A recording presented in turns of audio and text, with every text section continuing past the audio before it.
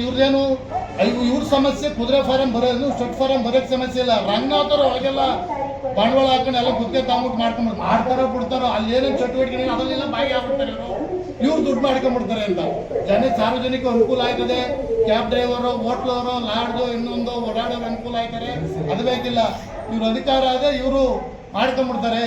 ನೀವು ಅಧಿಕಾರ ಇದ್ದಾಗ ನೀವೆಲ್ಲ ದರ್ಖಾಸ್ತು ಸರ್ಕಾರಿ ಜಾಗನೂ ನಮ್ಮ ಗರ್ಲ್ಸ್ ಕಾಲೇಜ್ ಜಾಗದಲ್ಲಿ ಒಳಗೆ ಲಾರಿ ಪುಸ್ತಕ ಮಾಡಿಕೊಂಡು ಕೂಡ ಮಾಡಿಕೊಂಡ್ರೆ ಅದು ತಿರಿಕೊಳ್ಳೋಕ್ಕಲ್ಲ. ಅದು ನೀವು ಮಾಡ್ಕೊಂಡ್ಬಿಡ್ಬೋದು. ಬೇರೆಯವ್ರು ಮಾಡ್ಕೊಂಬೋದು ಅನುಮಾನನೇ ಬರೋಂಗಿಲ್ಲ. ಮಾಡ್ಕೊಂಡ್ಬಿಡ್ತಾರೆ ಅಂತ ಭಯ ನಿಮಗೆ.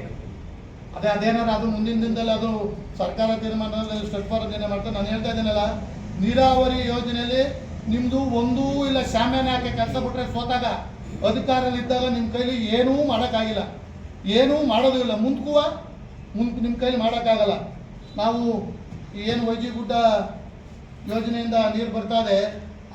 ನಮ್ಮ ಮಾಜಿ ಸಂಸದರು ಅವತ್ತು ನಿಮಗೆ ಎಲೆಕ್ಷನಿಗೆ ಮುಂಚೆ ಬಂದು ಹೇಳೋದ್ರು ಒಂದು ವರ್ಷದಿಂದ, ನಿಮ್ಮ ಮಾಗಡಿಗೆ ಕುಣಗುಲ್ ನೀರೇ ಬೇಡ, ನಾವು ವೈಜಿಗುಡ್ಡ ಏನು ತರ್ತೀವಿ ಅಂತ. ಅವ್ರು ಅವತ್ತು ಕುಣಗುಲ್ಗೆ ಹೇಳಿದ, ಬರೀ ಮಾಗಡಿಗೆ ಹೇಳ್ಕೊಟ್ಟು. ಇಲ್ಲಿ ನೋಡಿದ್ರೆ ಆ ವೈಜಿಗುಡ್ಡ ಕುಣಗುಲ್ಗೆ 90 ಭಾಗ ನೀರು ಬರ್ತಾ ಇದೆ, ಮಾಗಡಿಗೆ ಸ್ವಲ್ಪನೇ ಬರ್ತಾ ಇರೋದು.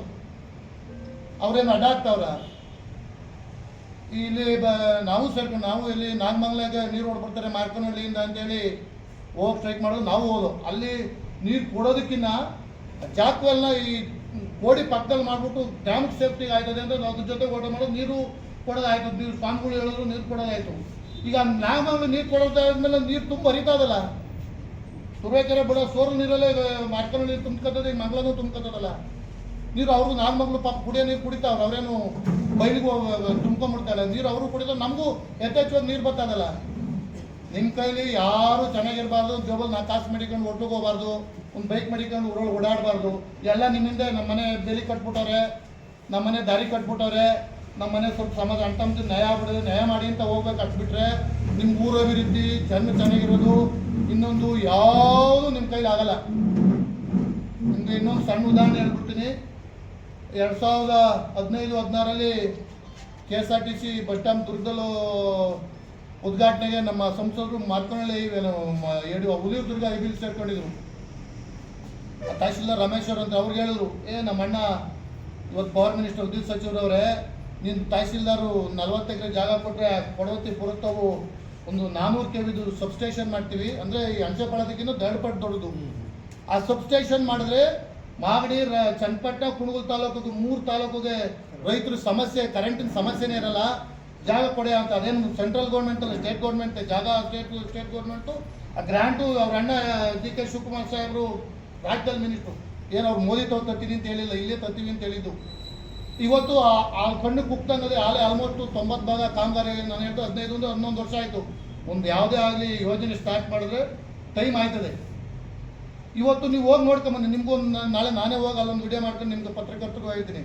ಈಗ ಅಂಚೆಪಾಳ್ಯದ ಬರೋ ಇಂಡಸ್ಟ್ರಿಯಲ್ ಏರಿಯಾ ತಗೊಳ್ತಾರೆ. ರೈತರಿಗೆ ನಮಗೆ ಈಗ ನಾನು ರೈತ, ನಾನು ನೀರು ಬೆಳೀತಾನೆ. ನಮ್ಮ ಬೇಗೂರಾಮ ಕೆರೆ ಹಾಕ್ತೀವಿ, ಕರೆಂಟ್ ಇಲ್ಲ. ಒಂದಿನ ಕೊಟ್ಟರೆ 2ನೇ ದಿನ ಇಲ್ಲ, 3ನೇ ದಿನಕ್ಕೆ ಬರ್ತದೆ. ಒಂದೊಂದು ದಿನ ಕರೆಂಟ್ ಇಲ್ಲ, ಅದೊಂದು ಏನೋ ಸಮಸ್ಯೆ ಅದು ನೀರೇ ಬರಲ್ಲ, ಕರೆಂಟೇ ಬರಲ್ಲ 3 ದಿನ. ಅದಕ್ಕೊಂದು ಸಬ್ಸ್ಟೇಷನ್ಗೂ MLA ಬೇಗೂರಲ್ಲಿ ಮಾಡ್ತಾರೆ. ಅಂದರೆ ರೈತನಿಗೆ ಕರೆಂಟು ನೀರು 2 ಇರಬೇಕು. ನಿಮ್ಗೆ ಅವು 2 ಇಲ್ಲ. ಇವತ್ತು ಅವರು ಅವತ್ತು ಹೇಳಿದ್ದು ಇವತ್ತು ಪುರದಲ್ಲಿ ಆಗಿದೆ, ಚನ್ನಪಟ್ಟಣ, ಮಾಗಡಿ, ಕುಳೂರು ರೈತರಿಗೆ ಅನುಕೂಲ ಆಯ್ತದೆ. ನಿಮ್ದೇನು ಸಾಧನೆ?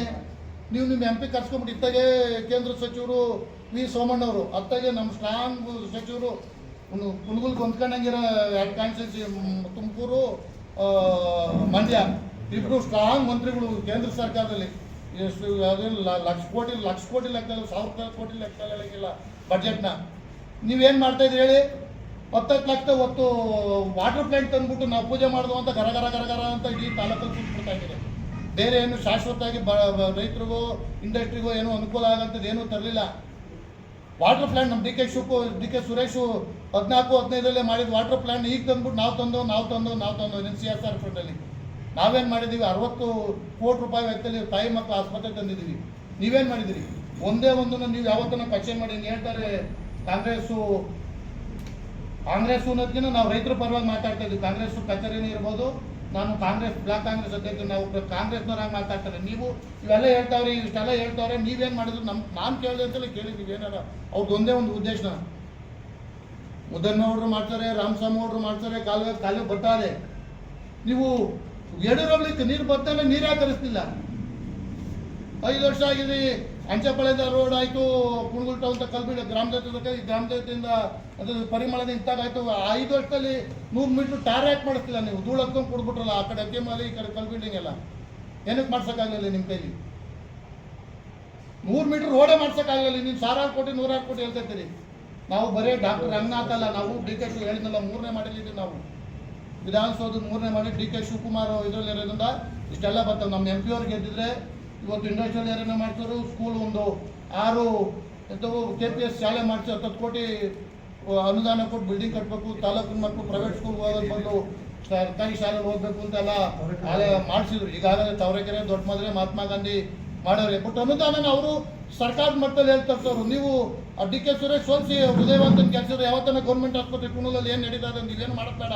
ಗ್ರ್ಯಾಂಡ್ ಥರ ಏನು ನಡೀತಾ ಇದೆ, ಡಾಕ್ಟರ್ ಕೆಲಸ ಮಾಡ್ತಾನೆ ಕರ್ಕೊಂಡು ವಿಸಿಟ್ ಮಾಡಿಸಿದ್ದೀರಾ? ಅಲ್ಲೇ 1.5 ವರ್ಷ ಆಯಿತು, 2 ವರ್ಷ